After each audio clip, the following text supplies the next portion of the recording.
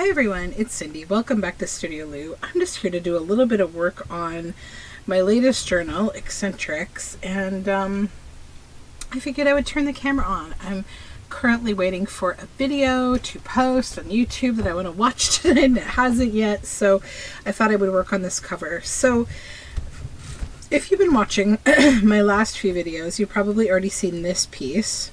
I've selected this. This is a Tim Holtz journal label, and I want to use it. But the odd thing about it, and again, this is my issue with when like tactile functional things become craft supply, it doesn't have holes to screw anything through, so it's like decorative. Now, that being said, I know for a fact Fabri-Tac will hold that on there. It'll be absolutely secure, but I guess I'm just a hardware kind of person.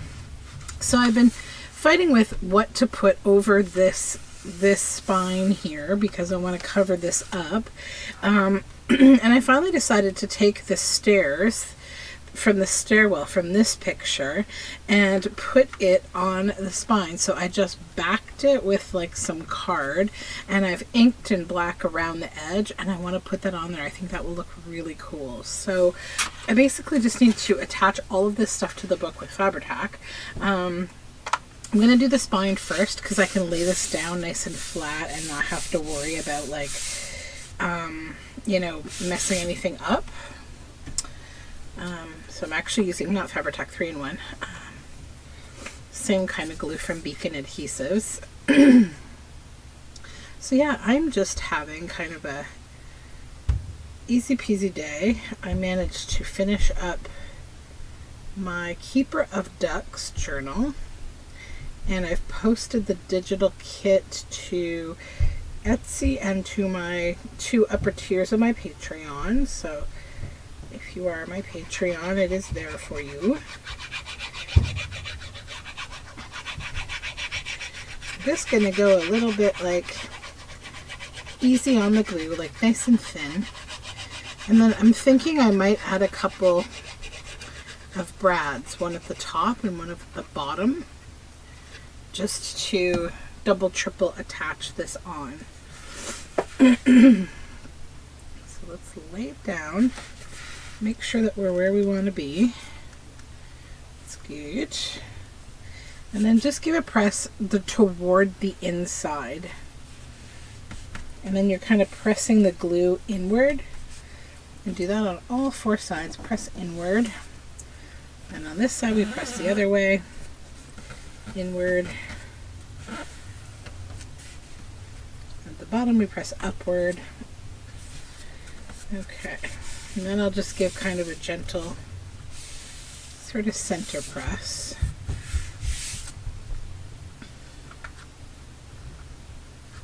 Little tiny glue blob there. Let's get that off. Okay, so that's on. Now, yeah, I think I want to do a couple little tiny brads. So let's find a couple. They're there.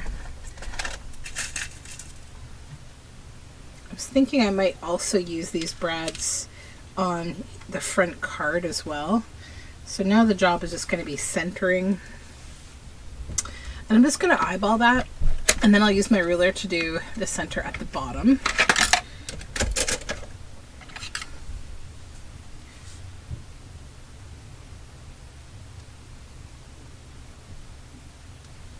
Okay.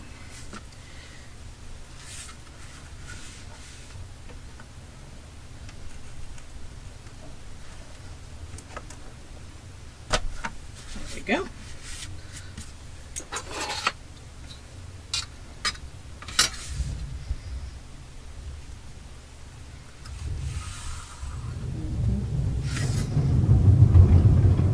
I'm sorry if you hear like a rolling sound upstairs. Lately, my son, oh my gosh, he is a 3-year-old rugrat, and he's trouble, and he's getting into everything these days. You know, because that's what 3-year-olds do. They like to push every boundary possible so they can figure out what the reaction will be. Okay, lay this down. Nice flat.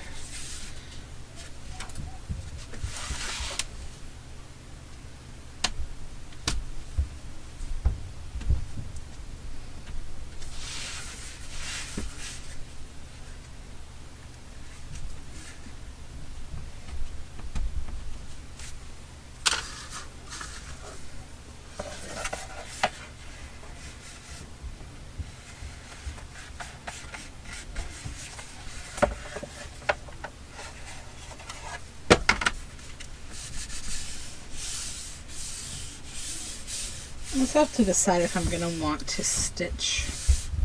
I don't think so.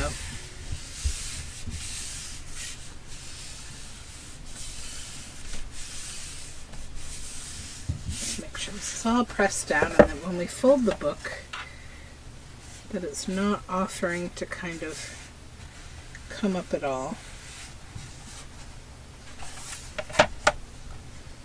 I am able to see the glue there, so I feel like what I'm going to do with this is actually maybe put it under my book press to just really squish it down after I get everything put on.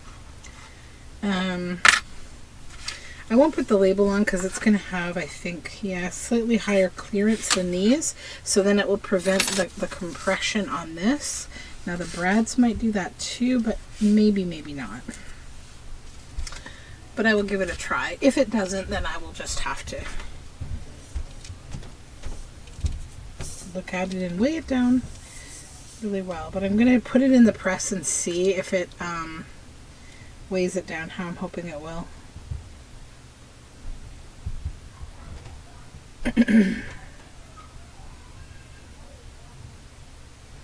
So I took my daughter to her swimming lesson today. It went good. It's way too busy. I really wish I could find a lesson that was during the hours when all the other kids are in school, because she's homeschooled, but you know, that's first world problems. It wouldn't be so bad if like parents weren't so insufferable. And I'm not trying to be mean, but like parents are the worst sometimes, and they just literally break like every single rule, and it drives me a little crazy. I mean, I don't say anything, but like I really feel for the staff at the gym and like the community centers, like trying to deal with all these overly, I don't even know how to describe these kinds of parents that I see. Like, you know, there's signs posted for each level of class, and what you're supposed to do is, you know, you have your child shower, be barefoot, you know, so there's no dirt coming onto the pool floor, and then there's a manager, like a supervisor, who meets you right there at the pool, and he says, okay, like, you know, is your child able to go, do you know what level they're in? Are they able to go, you know, look at the sign that's marked on the wall, 1, 2, 3, whatever, you know, they all have a class number. If so, please have them go sit on the bench at that sign. You know, if they need you to escort them, please do, but take your shoes off. So like there's also posted signs everywhere that say this is a barefoot zone, no shoes. You know, everybody coming in here should have no shoes on, and you know, anyone swimming needs to have showered. So like, it's pretty clear, it's posted, it's vocalized, it's everything. But like, oh my gosh, like, first of all, these people bring every member of their family to watch one child go swimming, which, you know, as nice as that is, it's really a problem when there just simply isn't room for people. Like, there are families bringing like the grandparents, the auntie, the cousins, the 3, 4, 5 extra kids. Like, I was like, oh my god, get me out of here. It should just be one guardian for one swimmer. I wish they would just make that rule and follow it, because like, I can't deal with these people. And then like, you get, like today there was a woman who was just constantly, constantly yelling at her kid, who's probably 4, maybe, I would say probably 3, in like first level swimming. And you know, these little guys get distracted and they kind of, you know, they want to do their own thing, and like, you know, the instructors are very responsible watching them. There's like never any harm. These guys are actually just in this very shallow little water. It's like where the stairs are right as you get in the pool. But the mother just kept shouting, and like she was shouting in like a language not spoken by the instructor, and so it was like she was just disrupting the entire class, as well as being really loud and disrupting everybody else's class. And like, oh, I don't know, I'm not built for this. I'm like a rule follower. I just want to do things that like do what I'm asked and follow the system because I know it works, you know. Oh my gosh. But that's my little swim class rant. And yeah, I have been dealing with this now for like a couple of years, and then I have like my son who will be doing probably the exact same kinds of activities. So like, I guess for like the next 5 years of my life, I'm going to be ranting about these things. Anyhow, so I'm going to put this in the book press just as it is after it dries for just maybe like 5 minutes, because I don't want the book press to squeeze glue out, so it needs to set up so it doesn't, get wet. Okay, so then I found a few fun pages to make ephemera with for this Eccentrics book. They're all from the same photography book. It's called Crazy Photography. Not a word I'm a fan of. I know it's a bit of an ableist word, and so I don't use that word really. I try not to. So this, if you can see him here, he's painted to look exactly like the setting behind him, which is pretty cool. This is just a guy with like a bubble around his head, like a huge bubble. And then this image I thought was kind of cool. Like there's two of them actually, but I like this one more. And this is like totally up my alley. And then this one, which is awesome. It's got little tiny sheep and all the moss on his head. So I'm trying to decide how I want to do this. I don't want to make these pages in the book because I don't want to like fold them in half. Although, I could actually, maybe I'll put like one of them as a page maybe. So which ones would be harder to make ephemera with? Probably this one. That's easy. I can't wait to do that. It's going to be fun. And that too. Those are easy. I think actually these two would be the hardest to make ephemera with, because like this guy's really wide. So like I could cut him out like a paper doll. He will fit in the book. But if I do want to use a couple of these just unfettered as pages, these are the ones I think. And then I can also maybe use that. I don't know that I really like that image. It's not like eccentric to me. It's just kind of artistic, but all right, let's mark how much room I have here. So this book cover, we're going to say I've got 5.5. So I'm going to just tear this. I'm not going to cut it. It doesn't need to be, I think. Well, maybe I will, because I have to measure them out anyways, so I might as well.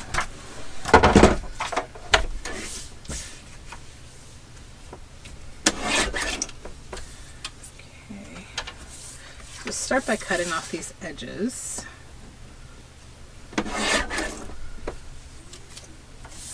So if we go from this side right now at 5.5, we're going to cut into that. And this way, same thing. So I really need to try to trim a little closer here. So 5.5, we're getting a little better.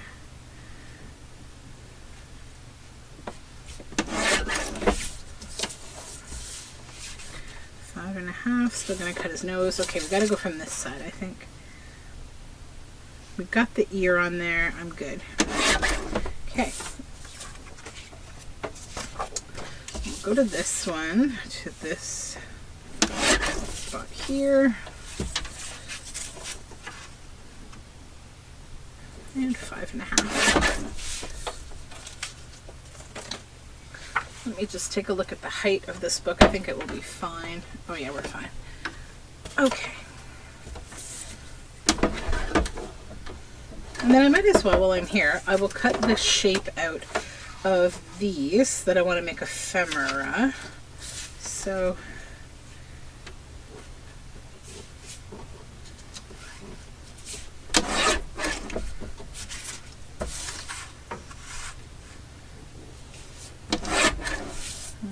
okay.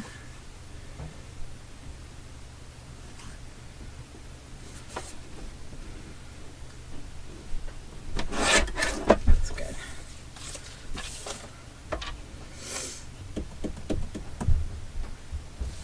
Maybe I'll take a little more off the edge. And then the bubble guy, he's easy. First I'll clean this edge up here.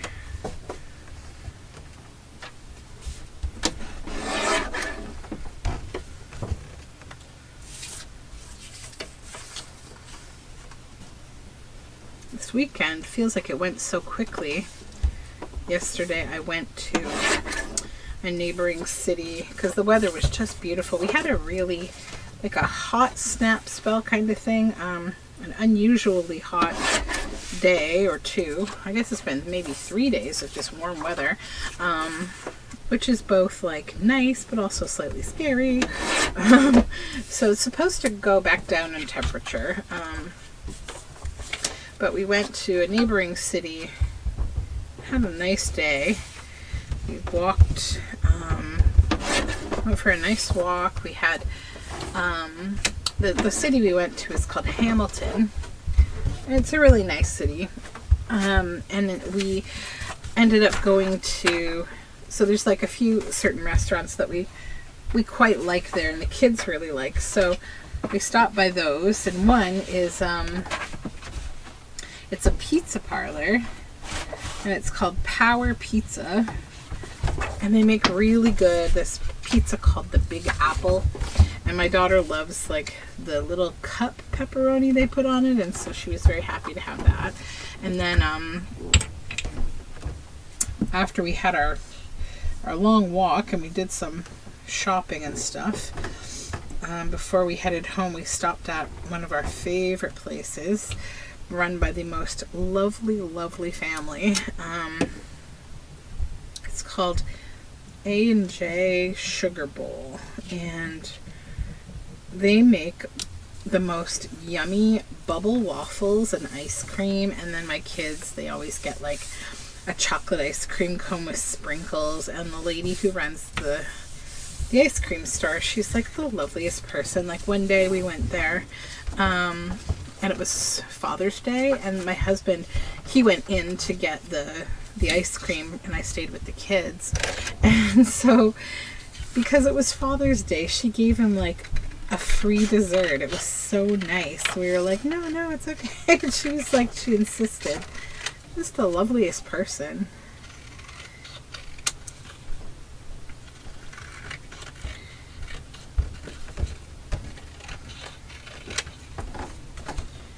There we go. So we cut that out, and then is that still too tall? I think I want to cut this under here. Like that. I just think it's a little tall. There. I like that better.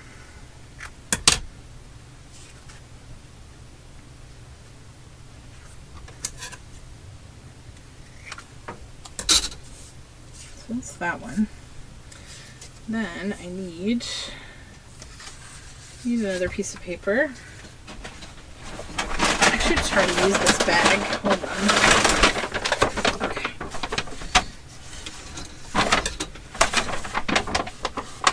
There's the seam. Here it is.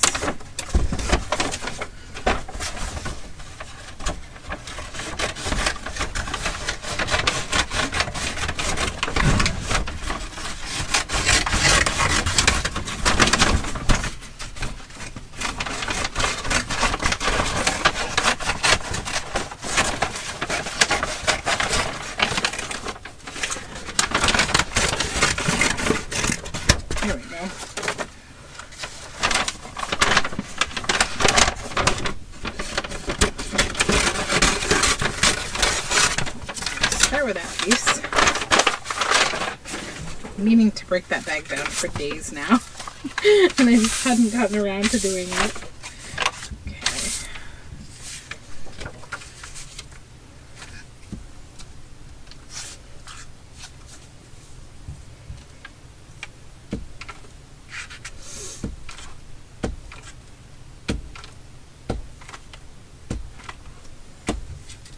I need to look for some good poetry maybe for this book. I know I have a book called Eccentrics that's in my library, but I can't cut into it. It's too cool. It's like a really cool little book.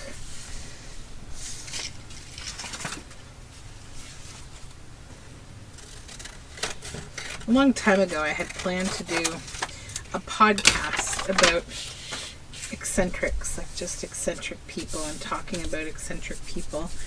But it never came around. I find it's so hard to like keep up with these kind of projects when you have little kids. I used to do all sorts of different things online, like all different kind of, I don't know, like broadcasting my voice out into the world about something. I've worked on several podcasts, but it's just hard when you've got kids because your time is like, when they're little, your time isn't, you know, your own really. So you get interrupted all sorts of times, which I guess is how it's supposed to be. Another piece in. There we go. This is where that seam is. Okay. Oh, I already did that one. It's this tall, skinny one I need to do.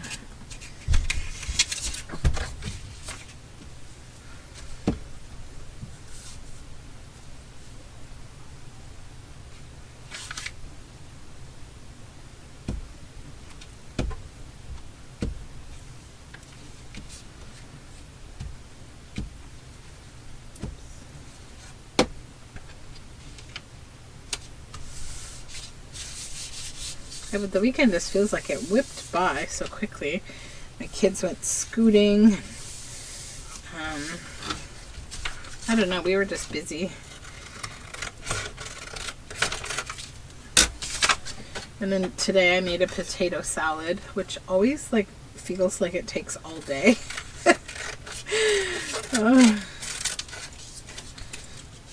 Because we wanted to barbecue and make potato salad, so that's what I did. I had intended to do that like last week. I bought dill and everything, and then I just only got around to it today. I have a habit of doing that. I'll have an idea and I will buy things. Like I said to my husband, I'll make asparagus soup this week, and I bought all these 2 big bunches of asparagus. I literally never made the soup. So he's like, okay. So he starts using the asparagus, and he made an omelet one day, and then another day, like, I think I've had 2 omelets actually from that asparagus. And so he's like, well, I'm just going to use it up so that it doesn't go decrepit in the fridge. I need to find a different washi tape. 1 minute. Gotta go dig in my bin. Hold on.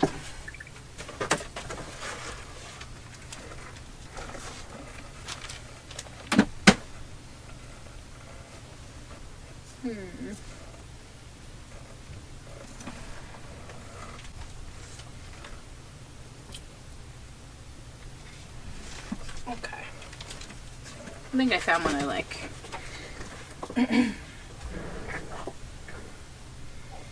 This one. I don't know why, yeah, I like it for there. Okay.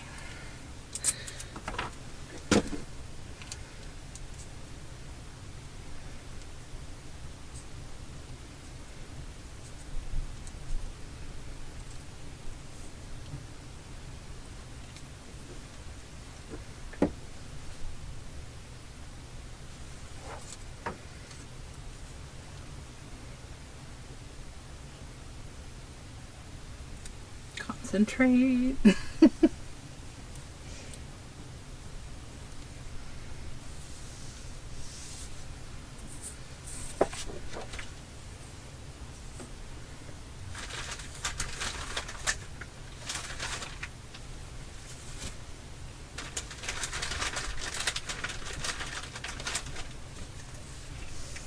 Glue. Okay.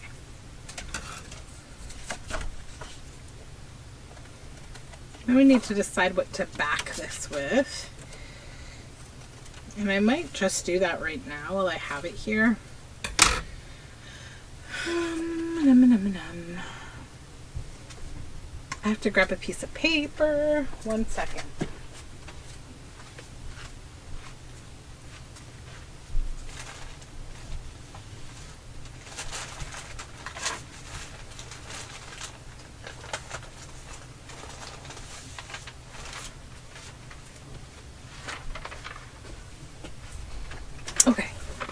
just going to go with a simple tea-dyed paper. I was sort of thinking about like using a more grungy page, but I haven't really decided on what the color scheme is going to be in this book yet. I suspect mainly it's going to be black and white photography, with a few pops of other things maybe.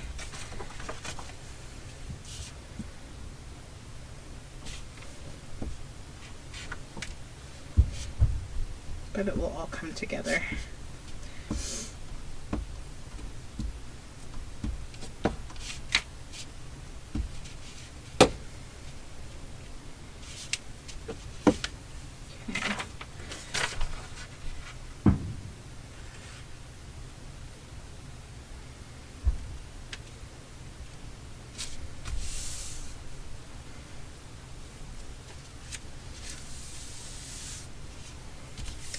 A little tiny bit crooked maybe.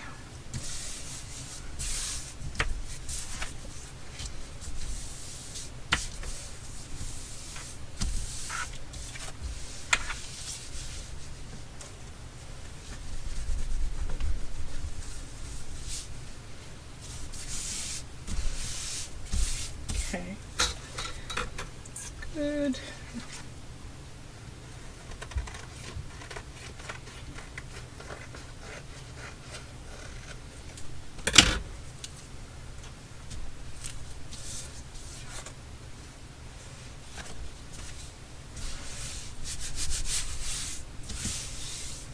Trying to decide what I want to do on the edges here. If I should do something now or later. Kind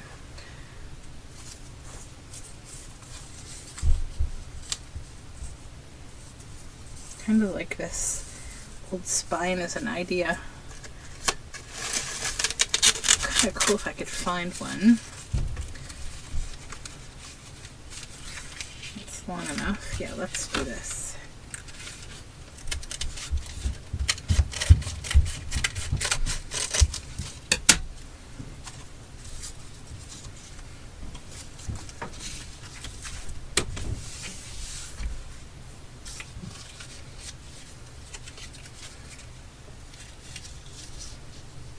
Yeah.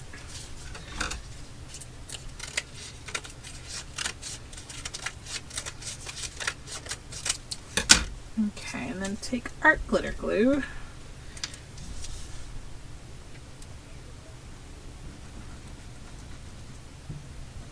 Let's cover up this little edge here that I didn't quite cover.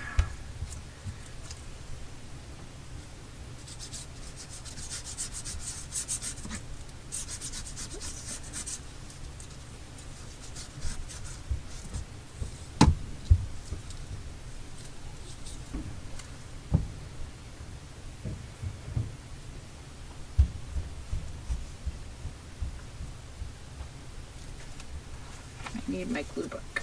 Okay,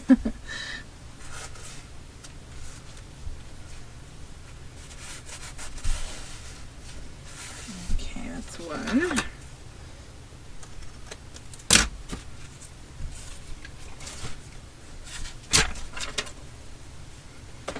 Oops, come here.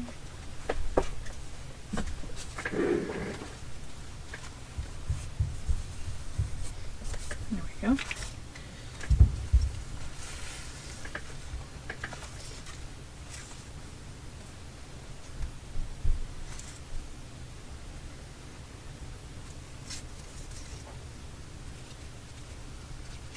Oops. And then we're just going to glue this one on.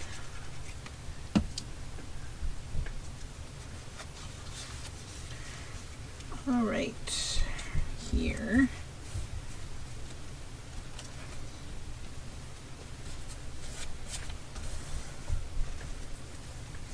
And I'll just line that up and cut the excess off this edge. Kind of like how that looks, but I feel like the paper's a little too weak, so I will trim it away. And then this. Okay. Okay, so we've got both of these stitched or glued on. Now I'm just going to fold this again. I think I want to have it this way, maybe. I like to fold with the washi tape. Like if the washi's on this side, I like this to be the side that I fold on. I don't know. At least first, and then after you can fold the other way. Just seems to make things flatter and neater. Get these little glue blobs out of here, little tiny ones. There we go. Okay. Yeah, that's a fun page. So now we have one page for this book. Okay, so let's just kind of recap. I'm going to stitch these and add some things to them, like collage on them and stuff probably. But we did a little bit of work, and now this is dry enough to head off to the book press. I also think, now that I'm looking at it, I'm not as concerned as I was with this, but I will still press it. Yeah. Okay. So I think that's a video for now, because I have a bunch of chores to do tonight, including baths for children and whatnot. So I hope you are having a lovely day, and I will talk to you very soon. Bye for now.